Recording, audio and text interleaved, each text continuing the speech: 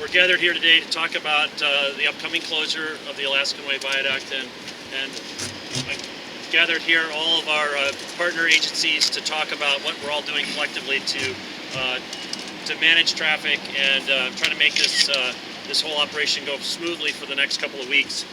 We also want to answer your questions if you guys have specific things that you'd like to ask about. I'm represented here with Sound Transit, King County Metro, King County Water Taxi, the City of Seattle's SDOT, what am I missing? Washington State Ferries, yes, I've got Washington State Ferries here as well. So if you have specific questions for any one of the agencies, we'll try to answer those. We're each going to kind of roll through and talk a little bit about what's going on. I want to just start by reminding everyone that we're closing the Alaskan Way Viaduct as a precaution. There's a number of things that as a contractor begins tunneling underneath the viaduct, that WashDOT and Seattle Tunnel Partners wants to have access to the viaduct so we can inspect it, we can monitor it closely. There's a lot of instrumentation on the viaduct that we need to get access to. And so part of the reason for the closure is, number one, we don't want to have an unplanned closure, an emergency closure, because something happens. We want to have a planned closure, get the word out, let people know that they need to adjust their travel plans and give themselves more time to get downtown. But also we need to be able to get on top of the structure and access it, look at it, and if there is any movement, we can be on top of it immediately. So we do expect the traffic impacts will be region-wide. It's partly why we have you all here to help get that word out. We're expecting a lot more traffic on Interstate 5, a lot more traffic on the local surface streets here in downtown Seattle, and even impacts as far away as I-405 and the floating bridges. So again, trying to get the message out to everyone to be ready for this. It's about 2 weeks right now that we're projecting, and it's going to all start tomorrow morning. I wanted to mention this weekend specifically, we do have the Kansas City Royals in town, so there's baseball all weekend long. There's also a Sounders game on Saturday afternoon, so folks that are going to the games are going to have to plan their trips a little bit differently, and of course give themselves more time to get downtown, and then maybe plan to stay a little bit later and enjoy the festivities afterwards. I also do want to mention that Mother's Day celebrations that go on the waterfront. There's a big promotional event for Mother's Day, and there's free parking downtown, so I wanted to mention that. We're also trying to work with the waterfront businesses to make sure that folks can get downtown, and even though the viaduct will be closed, it'll be a wonderful place to be while the viaduct's closed, wandering the waterfront with your mom. So with that, I kind of want to turn over to the partner agencies, and I'm going to start first with John Laser from the City of Seattle. John? Thanks, Dave. I'm John Laser. It's L-A-Y-Z-E-R. I'm the Director of Interagency Programs at the Seattle Department of Transportation. And as Dave mentioned, this has been a real partnership among the agencies. Seattle's role in this, some of the key things that we're doing is we are implementing parking restrictions and staffing uniformed police officers at key points, key choke points in the north and south downtown to keep traffic moving, and particularly to keep transit moving on priority corridors. We've also been working a lot with coordination with other construction activities in the right-of-way. We have a lot of existing construction that abides by certain peak period restrictions in terms of when they can do their work. We've been working with those individual projects to expand the hours of that peak so that we have expanded capacity in what we expect to be an expanded peak travel time. And we've worked with other developers and our public and private utilities and our own crews to push work out of downtown during this period, or to delay some work in some cases. We are working with an enhanced traffic operations center during this period. Our traffic operations center and the state transportation management center up in Shoreline will both be fully staffed and running. And the focus of that is really for our ability to respond quickly to incidents and clear incidents that may occur that add to our congestion. We also have those operation centers also provide a lot of information to travelers through the CCTV cameras that are available online. You can check out how traffic is working. We also have applications online to help you plan your trip ahead.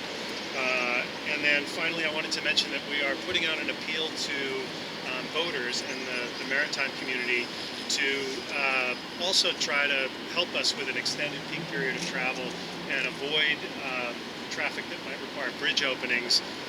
That'll be even more important, I think, next weekend as we get into opening day of boating season. But we'll be putting out that notice this week and next week to boaters. With that, I'll turn it over to Victor Obeso from King County. Good morning. I'm Victor Obeso, O-B-E-S-O. I'm the Deputy General Manager for King County Metro. And first, like to thank all of the partner agencies here with us today, particularly WashDOT and SDOT, for helping us provide additional trips during this closure. Metro operates 12 routes that use the viaduct going in and out of downtown Seattle, carrying over 25,000 riders a day, and then many thousands more are affected to the north on the 99 corridor as well. So we'll be offering additional services, standby services throughout this 2-week period. We'd like our riders to prepare in advance and find out about the reroutes of their individual routes, the temporary bus stops we're establishing by going to King County's Get Ready page. King County Metro also operates the largest publicly operated van pool program in the nation, and we'll be offering free van pool seats during this 2-week trial and incentives to try van pooling as an option. We will be taking advantage of some of the temporary transit lanes and additional police enforcement that SDOT will be putting in place during this period. And I want to make sure, again, that our riders are preparing in advance through our online tools, signing up for our electronic alerts. They can do that on a route-specific basis, and giving transit a try and having some patience during this period as we will experience delays. We understand that. We are adding other services, additional services behind those buses to try to stay on schedule as best as possible and provide additional capacity during this period. So with that, I'd like to hand it over to Peter McGraw of the Port of Seattle. I'm Peter McGraw with the Port of Seattle, MCGRAW.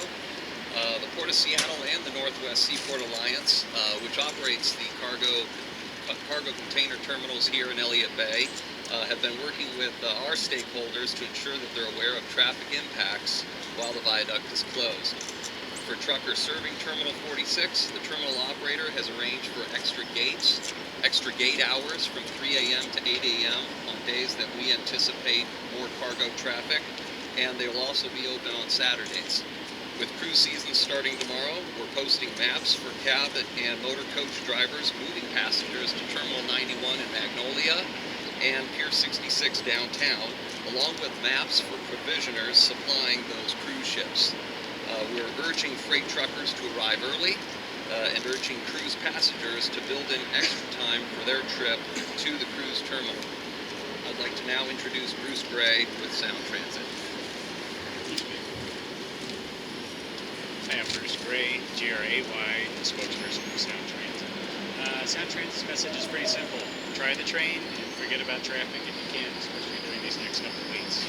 We've got 2 new stations open right now, one on Capitol Hill, one at UW.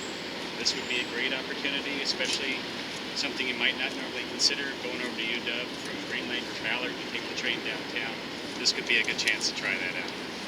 Also, if you're coming from outside of Seattle, we've got 4 round trips between Everett and downtown, and 10 round trips from Tacoma, Lakewood to downtown on Sounder Commuter Rail. That's going to be another great option to just bypass traffic, get in and out of downtown quickly and easily. Along with that, we want to remind folks that our park and rides at those Sounder stations fill up early. So this is a chance to plan ahead, figure out how you can take the bus to the station, how you could bike or walk or get dropped off or picked up. Again, we're going to have extra trains out there on the light rail lines, and then we've got capacity on Sounder for folks to bypass the traffic, get in and out of downtown. We're also partnering with King County Metro with a new temporary stop at Soto Station. It's going to be for folks coming in from West Seattle. You can get off in Soto, take the train on in. In the afternoon, you can skip the downtown traffic, take the train to Soto, get off there, hop on a bus to catch it back to West Seattle. So those are the main things we're trying to get across to our folks. If you have any questions later, I'm going to hand it over to Paul Broder right now from WaterTech. Good morning, Paul Broder, B-R-O-D-E-U-R. I'm the Director of the King County Marine Division, operators of the water taxi. We've been working for several years with our partner agencies here, putting together a plan for this closure. So for what the water taxi is able to offer is on the Vashon route, we're going to add 5 additional sailings. We'll have 2 additional sailings in the morning commute hours and 3 additional sailings during the evening commute hours. On the West Seattle side, parking has always been our challenge to access the water taxi dock, so we're adding a number of spaces, upwards of 320 spaces at various locations that are detailed in our brochures and online. That'll allow folks to be able to drive down next to the terminal and be able to catch a shuttle from the largest parking lot at Terminal 2, which is Port of Seattle property, all the way to the water taxi dock. Also, we're operating larger shuttles on our 2 water taxi shuttle routes up in amongst the West Seattle community, up to Alaska Junction and along Alki Beach. Those will be 39 passenger shuttles. So we're trying to attract some, not only make it easier for our current commuters, but also trying to attract some new riders, get them off the bridge and ease that congestion, get them on the water. 10-minute trip from West Seattle, 22-minute from Vashon, direct to downtown here. We think that's a great way to go. Now we're going to turn it over to Captain Bill Michael from Washington State Ferries.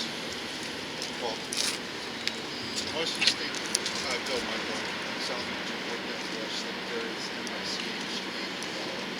Washington State Ferries is going to continue our normal service. We're not increasing our service. However, we are encouraging that people walk onto the ferry more, rather than drive on. We have about 25,000 people moving through Coleman Dock right behind us a day. And we're encouraging people to use the mass transit that you've heard about today and not drive on the ferry. And now I'd like to turn it over to the media for questions. I have a question for Mr. Laser. Can you elaborate a little bit more on the low bridge situation for West Seattle? You mentioned encouraging the maritime community. I know that's been a thorn for a long time. Please explain to people why you can't just tell them not to open the bridge and what kind of conversations you've had. Right. The Coast Guard regulates when we can limit or restrict openings of the movable bridges in Seattle. The low bridge, lower Spokane Street swing bridge over the Duwamish actually does not have any peak hour restrictions, and that maritime industry has priority in that corridor. The Coast Guard, we've worked a number of times with the Coast Guard to try and see if we could pilot a restricted period, but they've not granted us that. They are willing to work with us to notify the maritime community and hopefully get some voluntary compliance in that way. What lessons have you learned from the last time the viaduct was shut down, and how broadly will this ripple effect spread as far as King County and beyond? I can try to take that one. Yeah, so we did learn a lot from 2011. That was the last time that we had a closure like this. It lasted for about 7 days. There's a lot of lessons learned from that, and it's kind of why we're all here today. We've all taken from that what happened and coordinating better. All these agencies in front of you. There are a lot of things that have changed in the last 5 years.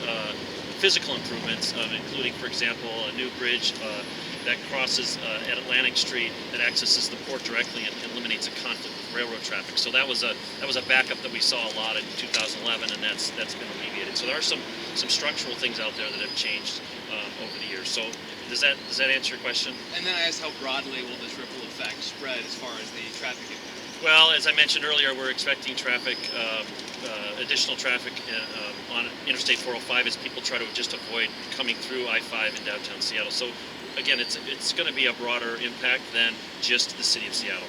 So speaking of impact, in the past we've seen that the first day or so of closures have not been the craziest traffic days, and congestion kind of comes in later on. How is driver behavior kind of affecting that aspect of congestion?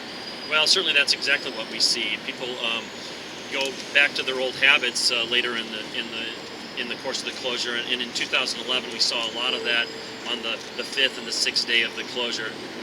A lot of gridlock, to use your word. So again, that's kind of why you're all here. We're trying to get the message out. We'll continue to do that. We're going to continue to brief the media and talk to folks throughout the full 2 weeks, because we want you to get into a good habit on the first few days, but we want you to stick with that habit for traveling into the city and around the region for the full 2 weeks. You had a question in the back? A little bit more about the traffic pattern that he was asking about. Usually you said day 5 or 6 into the closure, but how do the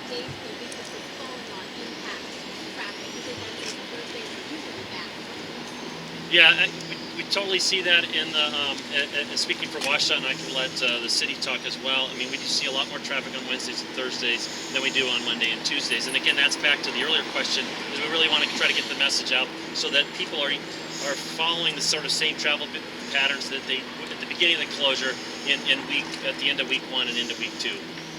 Take, for example, the east side. I know it'll have a ripple effect on the floating bridges and people coming from the east side who's also going to feel that backup. Any sense of what kind of delay we're talking about? Is it going to double someone's commute? Is it going to triple someone's commute? Any idea? I don't have it just depends on where you're coming from. I don't have a number. It's going to depend a lot on how people stay with these travel patterns early on and whether they revert back to their old ways. One of our viewers has a specific question about the timing of all of this. She says they shouldn't wait until school is out to do this and go for the kids in the run class. Yeah, so that's a common question that we've gotten. Could we have delayed this further? The machine's repaired. The contractor has tunneled into the safe haven and done all the maintenance that they needed to do in the safe haven. They informed us about 2 weeks ago that they were ready to start mining. Our commitment to the community and to our resource, the other resource agencies was we were going to give everybody 2 weeks notice. So that 2 weeks starts tonight, tomorrow morning. Certainly, we couldn't really pick that time without impacting the contractor schedule. And as you're well aware, we're a little bit behind schedule, so we'd like to kind of get going as soon as we can. Speaking of schedule, I kind of did some of the math, and 385 feet, right, in 2 weeks, that kind of breaks down to 27 and a half feet per day. The original projection for Bertha before, like when all this started, was 35 feet per day. Is 27 and a half feet ambitious, or is that a realistic projection? Well, we're trying to make an approximate estimate here. So we've had, the contractors had periods of time when they were able to put 9 rings per day in. They've had other periods of time where they were doing 1 or 2 rings a day. The current plan, as we understand from Seattle Tunnel Partners, is to start slow, go very slow and deliberate out of the gate. They're going to exit the safe haven tomorrow. As they come out of the safe haven, they're going to be going very deliberately because the first viaduct foundation is literally like 20 or 30 feet in front of them. So they want to start out slow. As time progresses, and depending on how the operations are going, they think that it will take, this is their estimate, they will think that it will take about 2 weeks to go that 380 feet. And if Bertha's mining 24/7, will there be any time to check for any maintenance issues? They're going to incorporate their maintenance program within the 2 shifts that they're working. So kind of like when there's some rings coming in, or it's just going to be a constant checkup. Yeah, right now, prior to this tunneling under the viaduct, the contractor was working 2 10-hour shifts with a 4-hour maintenance window. Now they'll just incorporate that maintenance into the 2 12-hour shifts that they're going to be working. If Bertha gets stuck during the procedure, do you reopen the viaduct or do you continue with the 2-week closure? So the contractor will do whatever they need to do to fix whatever happens while we're mining, and if there is some sort of issue that develops underneath the viaduct, we'll assess it at that time. But the goal is that they would repair or fix whatever they saw occurring, and we will not open the viaduct up until it's safe for public travel. Can you briefly go over what the specific risk to the viaduct is of having Bertha boring underneath it? Is it vibration? Is it something else? It's not vibration. The machine doesn't cause vibrations that will be detectable at the surface. It's the proximity of the machine to the foundations that first group of foundations as we're coming out of the safe haven are only 15 feet above the crown of the machine. So at that location, we're all paying very close attention to how the mining operation goes as they tunnel underneath those foundations. What's your best case scenario and what's your worst case scenario? We think it'll take about 2 weeks. How much confidence do you for have in transit though? I'm sorry. As far as transit goes, what's your best case scenario for the transit options or for commuters around here? And what's your worst case scenario in your mind? Well, so the goal is we're not going to open the viaduct until it's safe for the traveling public.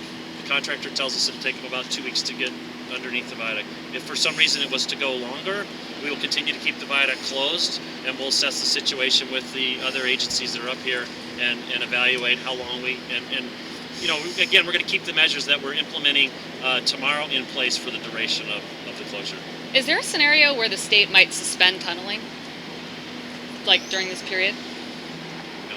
Okay. So once you get the word that it's gone the 380 some odd feet, then what has to happen? Does it stop? Do you then have to do a certain kind of inspection? Yeah, that's a great question. So the plan then is the WashDOT bridge engineers will go up and they'll inspect the viaduct. We'll be doing inspections throughout the drive, but at the very end we'll do one last inspection, kind of like the semi-annual inspections they do now. They'll look at the existing cracks. They'll look and see how the structure behaved. And it's once I get their blessing, then we will open the viaduct up for the public. You guys have any questions for anybody else other than Dave? Yeah. Water taxi. Water. Water Okay. taxi question. How many people do you expect to be served by the water taxi, and how many people are you hoping will adopt water taxi practices during this time? Well, it's hard to estimate how many we expect. We are prepared with larger vessels this time around. And in 2011, our vessels almost have double the capacity. So 278 passengers and 26 bicycles. So we're encouraging all the new riders that want to try the water taxi. We do have capacity on the West Seattle route view. We do have additional sailings on the Vashon route for those folks who want to try our service direct to downtown rather than through the Fauntleroy and then the West Seattle option. So capacity is not the issue. We're hoping to attract a lot of new riders and keep them for the duration. Do you allow dogs on the water taxi? We do not currently allow dogs unless they're service animals. Allison, you had a question for John Laser with SDOT? I did. For SDOT, we've been talking to a lot of people for weeks about this closure, and some people feel complacent that we talk to are transit riders who say I ride the bus, and other folks say, come the first day and we'll see. Can we talk more about traffic patterns and what days? Yeah, I think, one of the benefits maybe to starting on a Friday is that it's one day. The weekends are a very different pattern, so we'll have different challenges with the events. And then hitting it fresh on Monday with a commute week, I think we really want to encourage people to look at that whole week as an opportunity to change behavior and change their plans. If they seem easy on Monday, doesn't mean that drive work on Tuesday. No, I think we're going to have to be vigilant to keep getting the message out to people that we need them to sustain changes in behavior through the 2-week period, the estimated 2-week period. So that's something that we will be trying to reinforce next week as the week goes along, and then into the weekend for the second week. So is that the bottom line message? What is that? When things are going really well, like in those first couple of days, what does that look like, and how do you sustain it? Well, our average day is pretty tough around here. Our Traffic Operations Center responds to numerous incidents on a daily basis. Those incidents create a lot of havoc in our system. So we're just expecting more than that during this period, and we've staffed up to prepare for that. But I think there are lots of times when traffic is bad with or without the viaduct closed. And so this is really an opportunity for people to try out something different and contribute to the solution. So is that your basic message? Your message to the drivers out there is expect for 2 weeks to just totally change your driving behavior? I think for people who can, we really want people who have the ability to adjust their schedule, adjust their mode to work, try out different things, try working from home. We really want people who have the flexibility to do that, to take the opportunity to do that. What is your message to the people who can't, who don't have much of a what's your message to them? I guess I would ask them to be patient and to plan ahead to the extent that it will take you longer, potentially for your travel time. I think we'll be reporting to the extent that we can on travel time impacts so that people have an ability to leave an extra 15 minutes or half an hour for their trip if they can't adjust their schedule time. Another person here in downtown wants to specifically know why the viaduct closure means no street parking on Blanchard between 3rd and 4th Avenues. She says it's far from here and freeing up the parking spots won't mean an extra driving lane because the sidewalk curves out into the street. I'll have to follow up on the specifics of that. Blanchard between 3rd and 4th is on one of our Metro bus detours, and so I know that those corridors we're focusing on providing additional capacity so that we don't get the bottlenecks that we keep children. Can we just take a couple more questions? I have a question for Metro. Thanks for being here. any tips for first? I know we are all changing our behavior, our commuting behavior, and that means a lot of first-time transit riders. Do you have any advice for people who might be riding the bus for the very first time, if not ever in the region? Well, use our online tools before you ride. On Metro Online, the King County's Get Ready site for specific information about any changes we have related to the closure. Also, tips for riders are on those sites, so tell your fare and what have you. Get an ORCA card in advance, or many people in this region already have an ORCA card in their pocket or purse because we have 1,900 employers who are subsidizing the ORCA card system for their employees. So a lot of people will take that card out during these 2 weeks and give it a try. So they've got a leg up on others, but it's really is a pretty straightforward thing to do. You've never done it before. Our drivers are very helpful. Ask them questions, make sure you're on the right route, going in the right direction. We have a phone line that can help you plan in advance of your trip, tell you where to walk to, what side of the street the stop is on. So we have a lot of assistance available for people to get ready for that first trip and come back the next day and try it again. I would echo John's statements about patience. And I think on our system we'll see people trying a little bit different trip from day to day. One route, one day, in a place like Wallingford, I have a choice to go east to the UW station and ride Link into town, rather than taking the routes that go via Dexter or Aurora. So I'll probably be making that kind of a choice next week. And I hear they have a great luggage placing place. There's lots of room on those trains, yes, absolutely.